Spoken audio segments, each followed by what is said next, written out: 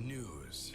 24 hours. News, Mississippi. I'm Courtney Carter, and this is the weekly rundown. So we're going to start off with what's happening around the Capitol. Now, earlier this week, there were budget meetings with all of your state agencies regarding the money that they spend on travel. Now, just a little background. Last year, the state of Mississippi spent about 60 million taxpayer dollars on travel in and out of state with state agencies. Now, Lieutenant Governor Tate Reeves said that if they can save just $6 million, that is money that can be saved or redirected to other priority areas, and that was the mission of the meetings that they've been having. Now, for the most part, your state agencies only spend about 2% of their budget on travel, and a good portion of that is even covered by federal dollars because of the federal requirements that these agencies have to live up to. Now, of course, there were some discrepancies in this meeting as lawmakers were trying to clarify what exactly was happening. For example, in the Mississippi Department of Transportation,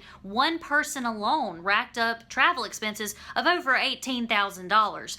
But they were going to conferences that were required by the federal government, and therefore that money was actually paid for by the feds. So that money was actually reimbursed when the state had paid for it. And they're going to have more of these budget hearings as they move closer to the legislative session, and News Mississippi will keep you updated on that. Now, another big thing happening at the Capitol this week, the company EdBuild, a nonprofit out of New Jersey, was actually hired by state legislature in order to look at the Mississippi Adequate Education Program, or MAEP, formula to determine how that formula can be changed. Maybe there are recommendations coming in. Now, something that EdBuild CEO Rebecca Siblia said was that the program is not quite student-based, and it needs to be more in that direction. And so they're going to be making suggestions over the course of the next couple of months to revamp the MAEP formula, and your legislatures could actually be taking up some of these recommendations when the session starts in January. And of course, we'll keep you posted on that. But we were there this week as those meetings were happening, and so you can get all of the background information and all of the updates online, newsms.fm. Now, another political happening this week, Hobnob 2016. Now, this is usually where your lawmakers get together. They meet with some of the Mississippi's top business owners, and they talk to them, and they brag about what Mississippi's been doing right. And in the most part, that's how that went.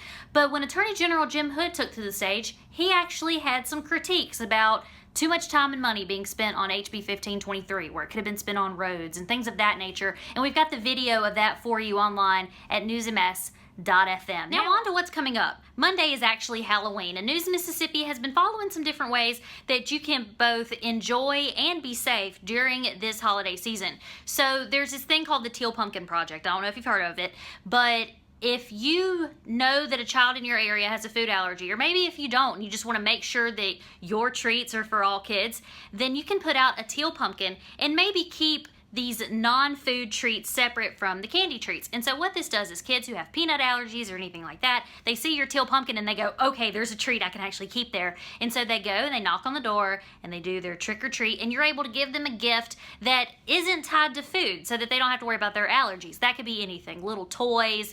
They make these little Lego packets that you can buy, little furry things, the little sticky hands that you used to get like out of a pinball machine, water guns, anything like that that a kid could enjoy, that maybe they wouldn't be able to participate in trick-or-treat if it wasn't for someone paving the way for them to have something that wouldn't trigger an allergy. So that may be something you want to check out. And if it is, you can do that online at newsms.fm. I'm Courtney Carter, and this is the Weekly Rundown.